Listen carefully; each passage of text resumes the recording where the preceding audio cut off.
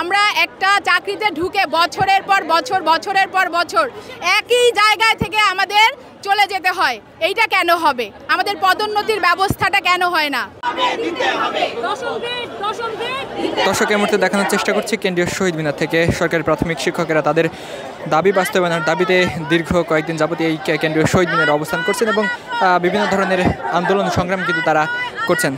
আজ তারা কিন্তু অফিসিয়ালি সারা দেশের শিক্ষকগণ কর্মবিরতিতে চলে গেছেন এবং কর্মবিরতি তারা ঘোষণা করেছেন এবং এই মুহূর্তে দেখতে পাচ্ছেন কেন্দ্রীয় শহীদ মিনারের সামনে সকল শিক্ষকগণ নিজেদের দাবির পক্ষে বিভিন্ন ধরনের স্লোগান তারা দিচ্ছেন। দর্শক, এই মুহূর্তে আমরা কথা বলার চেষ্টা করবো এখানে উপস্থিত শিক্ষকদের সাথে এবং তাদের থেকে জানার চেষ্টা করবো আসলে তারা কি বলছেন।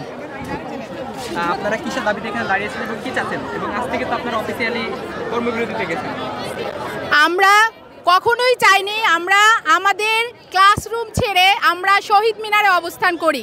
আমাদের প্রশ্ন হলো জাতির কাছে, আমরা কেন আজকে আমাদের কর্মস্থল ছেড়ে আমাদেরকে এখানে অবস্থান করতে হচ্ছে, এবং আমাদের বোনদের গায়ে আমাদের ভাইদের গায়ে কেন কেন তারা রক্তাক্ত হলো, এই উত্তর আমরা চাই, এর বিচারও আমরা চাই। কেন তাদেরকে রক্তাক্ত করা হলো? আমরা কোনো অন্যায্য দাবি নিয়ে দাঁড়াইনি, আমাদের একটা ন্যায্য দাবি ছিল এবং এটা সময়ের দাবি।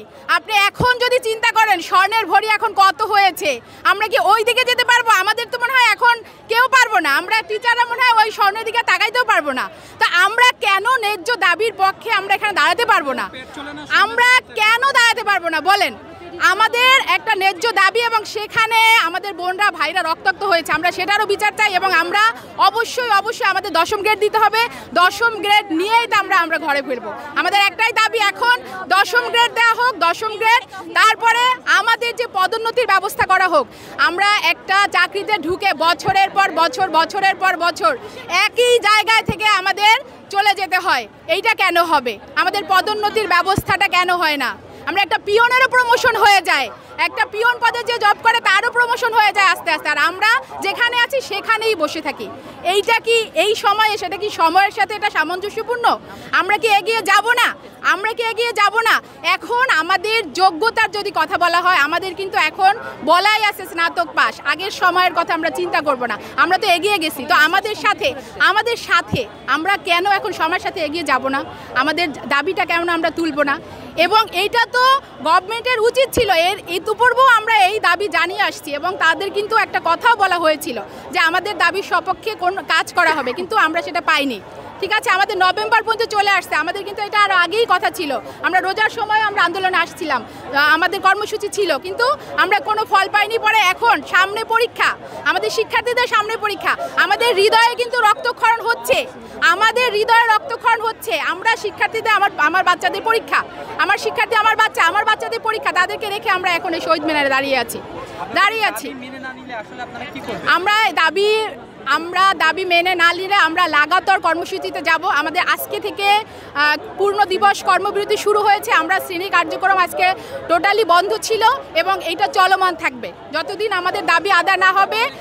এই কর্মসূচি চলমান থাকবে।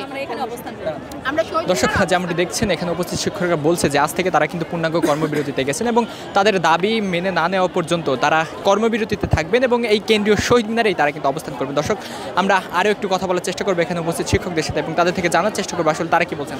আপনি একটু বলেন। আপনি বলেন আসলে দিদি বলবা কিছু।